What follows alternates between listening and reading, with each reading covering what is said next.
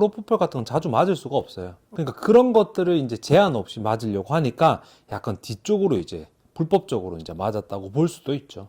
아무 이상 없다가도 운이 없으면 갑자기 호흡근이 마비가 되면서 죽을 수가 있어요. 이게 그럼 매니저가 한 거잖아요, 대리 처방을. 네. 그럼 그 매니저도 어떻게 보면 문제가 있는 거 아니에요? 불법이죠. 그럼 원장님은 네. 한 번 오는데 1,000만 원, 막 2,000만 원 준다고 해요.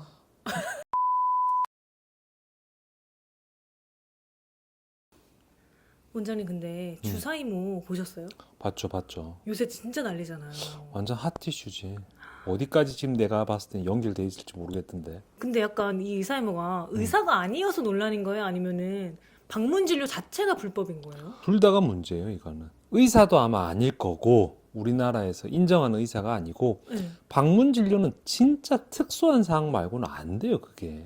아, 약간 거동이 아예 안 되시거나. 그렇죠. 뭐 여러 가지 법적으로 딱 되는 게 있는데 네. 저도 이제 말초 환자가 많이 오니까 네. 대리 처방 안 되냐 막 이런 말들을 되게 많이 하는데 대리 처방 자체가 잘 안 돼요. 항정신성 약물이면 더욱더 잘 안 돼요. 너무 그런 게 이제 법적으로 문제가 되니까 네. 엄청 까탈스러워요. 되는 거 자체가. 근데 약간 그 주사이모가 막 내몽골 의사라고 막 하잖아요. 그냥 난 어디 의사인지도 모르겠지만 일단은 외국에서 의사 면허증을 딴다고 한국 의사가 되진 않아요. 의사라고 하더라도. 그렇죠. 그래서 만약에 인정이 되면 우리나라에서 다시 의사 자격증 시험을 쳐야 돼요. 뭐 내가 미국에서 의사다. 그렇다고 우리나라에서 진료를 볼 수 있는 게 아니에요.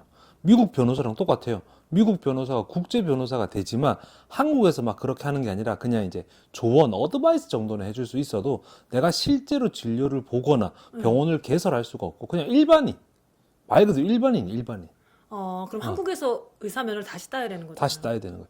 교육이 인정이 되는 데가 있고 안 되는 데가 있기는 해요. 그럼 이분이 의사도 아니고 뭐 간호사 출신도 아니라는 말이 있는데 그럼 어떻게 그런 의약품을 구할 수가 있는 거예요? 저도 그거 뭐 다 썰이니까 알 수는 없지만 사실 도매상이나 요새 약들이 이제 구할 수 있으려면 구할 수 있거든요. 제약회사 이런 거. 제약회사가 아니라 도매상이라는 게 있어요. 또 약을 전반적으로 병원에 넣어주는 데가 있는데 그쪽을 통해 가지고 아마 구하려면 구할 수는 있을 거예요. 한 달에 건너 지인이 있다면. 남편분이 막 뭐 어디 의료기기? 뭐 성형외과 뭐 의료기기 그거라는데 그건 뭐 사실 썰이니까 내가 뭐라고 할 수는 없지만 그런 게 보통 도매상 비슷한 일을 하거든요.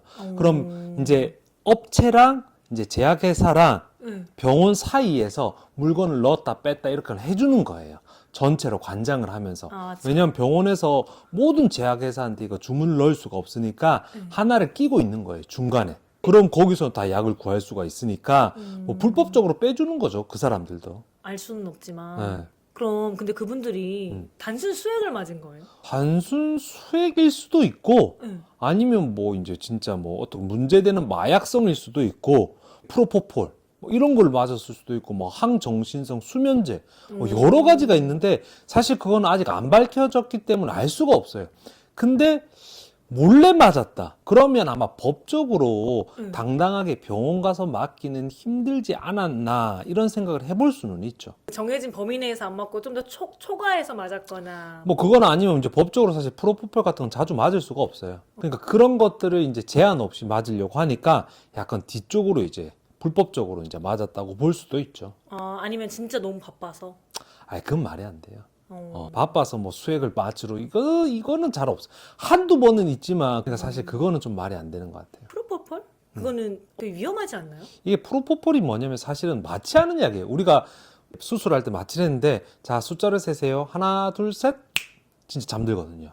그렇게 잠을 빨리 들게 하는데 문제는 이게 근육을 이완을 시켜요. 그래서 호흡 근육 자체도 이완을 시킬 수가 있어요. 그럼 호흡이 이제 안 되는 거예요. 너무 위험한 거 아니에요? 위험하죠. 그래서 어느 정도 양을 쓰는 거는 한 번씩 이제 뭐 마취과 의사가 없어도 쓸 수 있는데 고용량이나 장기적으로 이제 쓸 거면 그게 마취과 의사가 꼭 있어야 돼요. 그래서 호흡을 잡아줘야 되기 때문에 아무 이상 없다가도 운이 없으면 갑자기 호흡근이 마비가 되면서 죽을 수가 있어요. 그 의료기관 시설이 아닌 데서 그런 걸 맞으면 뭐 감염 같은 위험은 없어요? 아무리 깨끗하게 해도 주사를 맞아도 우리가 염증이라는 거 걸릴 수가 있거든요.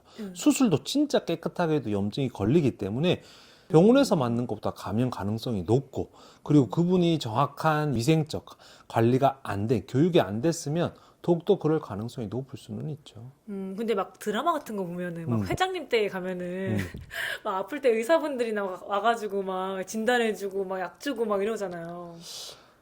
그게 이제 정확하게 하면 진짜 제가 이걸 보면서 저도 의료법상 찾아봤거든요. 네. 보호자가 환자가 원하면 올 수는 있는데 네. 근데 그 조건이 되게 까다로워요. 뭐 환자가 거동을 할 수가 없고 응급 상황이고 뭐 호흡기를 착용하고 있거나 뭐 여러 가지 법이 있는데 사실상 지금 현대에서는 대부분 안 되죠.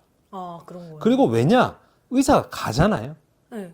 손해예요. 진료를 봐야 되는데 그걸 뭐 갔다 왔다 하면 몇 시간인데. 그럼 원장님은 네. 한 번 오는데 음. 1,000만 원, 막 2,000만 원 준다고 해요. 몰래 1,000만 원, 2,000만 원 주고 한 1,000번 정도 몰래 먼저 선물 준다고 하면 네. 할 수 있지만 그게 가능하지가 않죠. 왜냐면 그 사람이랑 나랑 뭐 1,000번이 이렇게 이어질 수도 없는 그리고 거고. 막 리스크가 너무 크면 의사 면허를 반납해야 되는 거잖아요. 그렇죠. 의료법 위반이라서 이건 커져요, 일이. 그냥 법을 어긴 거잖아요. 네, 유일하게 의사법 취소가 될 수 있는 게 의료법 이제 위반이면 취소가 되거든요. 진짜 다른 건 취소가 안 돼요? 다른 거는 이제 아직까지는 취소가 안 돼요. 그래도 뭐 약간 다시 재발급도 되고 하기 때문에 의료법은 되게 리스크가 커요. 그러면 부모님이 만약 의사예요. 네. 근데 자식이 아파서 집에서 진통제를 좀 놔줬어요. 이것도 불법이죠. 불법? 네. 오. 법적으로 따지면 불법이에요. 의료기관이 아닌 데서는 내 의료기관이 아닌 데서 하잖아요. 내 의료기관이에요. 심지어 딴 병원 가서도 해도 안 돼요. 오. 내가 A 병원에 있는데 B 병원에 가서 수술을 하거나 시술을 한다. 불법이에요. 미리 신고를 안 하면.